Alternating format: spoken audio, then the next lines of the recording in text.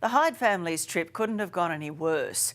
Confusion over their Airbnb booking forced them to sleep in their car, then a retirement village. They're still trying to figure out whose fault it is. It was a family getaway turned nightmare. I was almost in tears. I just had enough. I just wanted to stay in a proper bed. At the hands of this Airbnb hostess. They were meant to have this place to themselves, but you wouldn't leave. Oh, sorry, don't take a photo. This is...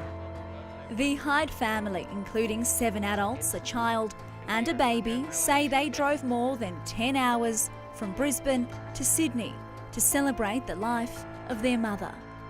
We're here to spread the ashes of my mum. She passed away 4 odd years ago. It's taken us a while to finally, I guess, build up the courage to come down here and do it. The family thought Airbnb would be their best option. But they say they had an unexpected and feisty house guest. When we got there, the lady stated that because the house had 5 bedrooms, she had a right to stay there. The family say that hostess Sophie refused to leave. Quite aggressive and raised her voice, kind of shouted a bit. And she pretty much blatantly asked, "Oh, are you guys going to have a party in my house?" And I said, "No, we just need the privacy."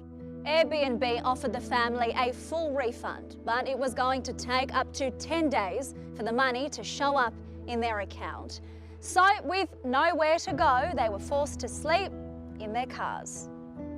Night 1, you slept here in your car. Yes. That's right. How was that? Nightmarish.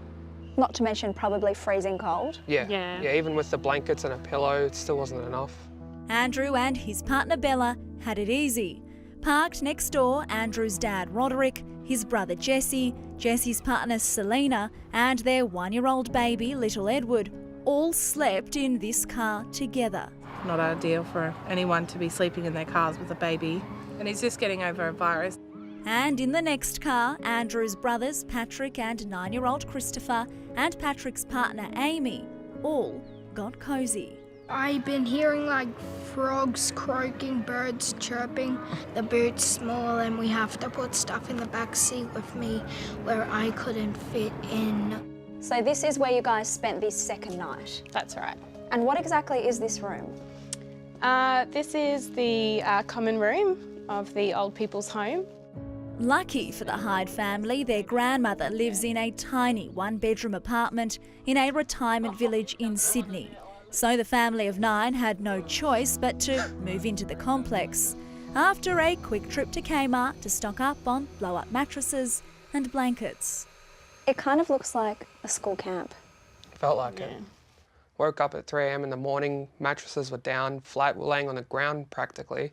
In the little apartment that my grandma lives in, there's only enough hot water for maybe 3 showers a day, so some of us haven't even had a shower yet.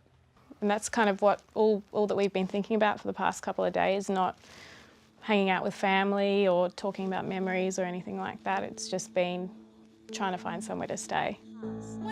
It's not the first time hostess Sophie has been accused of being a less than welcome host. This review on Airbnb from another guest says Sophie was really rude when we reported back about the cockroaches. So we paid Sophie a visit.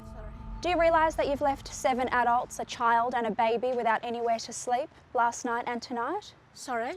I know you know exactly what I'm talking about. So what do you take a photo for? I don't We're from the understand. Current Affair. They've contacted us because they have nowhere to sleep and nowhere to go. I don't know who is it. The Hyde family. Who is the Hyde family? And suddenly, Sophie remembers. They cancelled it themselves. Look, they cancelled it. Nothing to do with me. Do you realise that they came to mourn the loss of a family member and this has turned into a living nightmare for them? In a turn of events, Sophie invites us for a tour of the home. This room and this room. And where is the room that you were going to stay in? This room. I asked to stay in all these rooms for them. I want to stay in that room myself.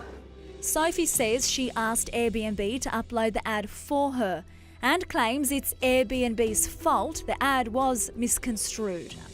Katie Carlin is from Australian Traveller magazine. You are booking a property off just another ordinary person. They're not in the hospitality industry, they're not running a hotel. What you're going to get is going to be of a different standard most of the time. Katie's advice for hosts? The more you put on the listing, the better. You really would be managing everyone's expectations to list everything that you possibly can about the property, and it's really going to increase the likelihood that you're going to get a positive comment. We just want an apology for the family. They've been left with nowhere to sleep. Apologize to me. They asked me to get out. She wouldn't care if we were on the streets, you know. Didn't care that we were in our cars. Airbnb told us it's disappointed with its original handling of the case and apologised to the Hydes. They've also put them up in a premium home for the rest of their trip, free of charge. The full statement is on our website.